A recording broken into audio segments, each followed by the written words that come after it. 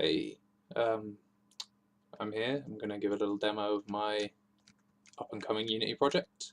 It's an RTS, as you can see. Standard like WAS controls on the camera, mouse moving around and stuff.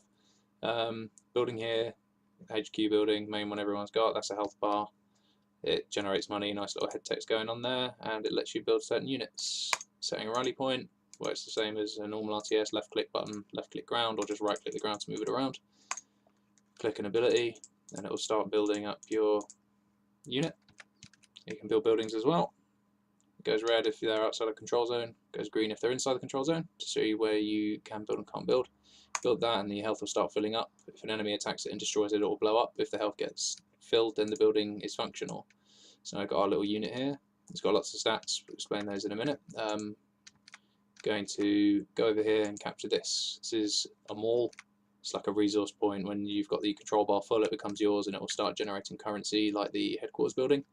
But it also has another cool use, which is as an item shop for your units. So there's two different kinds of items in the game at the moment. One that will affect the stats, like you see at the moment he's got no stats at all because we haven't leveled him up. We can buy this little energy drink, again control zone, but these can only be placed by the mall they can be bought from. Like I can't place this by my other building. So we place it on the ground and there it is. He'll pick it up, it will go into his empty slot. And now he's got 1 health regeneration. This column here is total stats and this column is contribution from items only.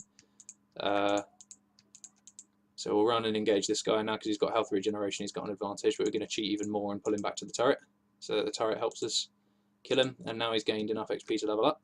He's got some stat points ready to spend. You can see his health regenerating quite slowly. If I put a few points into that, it will start zooming up nice and fast. Going to put a few points into attack power as well, so now he'll kill the next guy we engage a lot faster with him. The purpose of this is to show like you can customize with items and stat points your units in this game. It's going to be heavy focus on that. You can either Zerg rush with lots of units by spending all your money on them, or you can spend money and time upgrading your units to make them like a single unit powerhouse depending on what your strategy is. So now we're going to buy another item, which this took a while to get implemented. This item grants bonus abilities to units. So now he's got 2 items. He's got the energy drink and the firecracker, and he's got an extra attack down here, which is a lower damage than the grenade AoE with a shorter cooldown.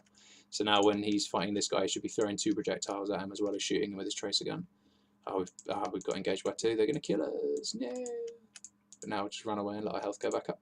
You can see he killed him a lot quicker. He had 2 guns on him and he was almost dead by the time this guy was dead. So he's dealing damage twice as fast now with his extra abilities and his extra attack power. And he's ready to fight really quickly again because of his HP regen.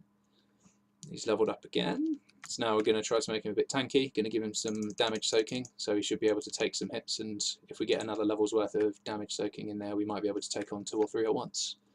It's all about, like, I'm aiming for the game eventually to have lots of levels up at once.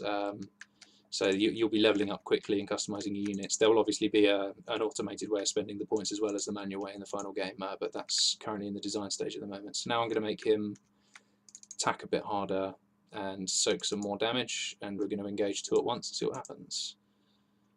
So as you can see, his health's just not moving because we've taken, it's going down very slowly because of our regen and the damage soaking, and now we're pretty much unstoppable against these guys that are sort of like 5 levels below us while we're at cap, and we've taken them out. But yeah, those are the systems I've got in so far. You can drop items to trade them to other units as well. And that's about the size of it. These buttons here will become more useful when I get into programming the more advanced AIs. It's a stance change. It works at the moment, but it's kind of useless because the enemies don't chase us or run around or anything. It just changes between guard stance, chase stance, and hold stance. So yeah, I can drop these items to the floor, and I've lost my contribution from items from that. It's gone down by 1, and I've lost my extra ability. This guy can then come and pick 1 of them up because he's only got 1 slot because he hasn't leveled up yet. So he's got 1 regen now. Can't pick that up because he's only got 1 slot. Drop that. Pick this up, and now he's got the ability, and this guy doesn't. So yeah, there we go. Alright, I'll post another progress video next week. Bye bye.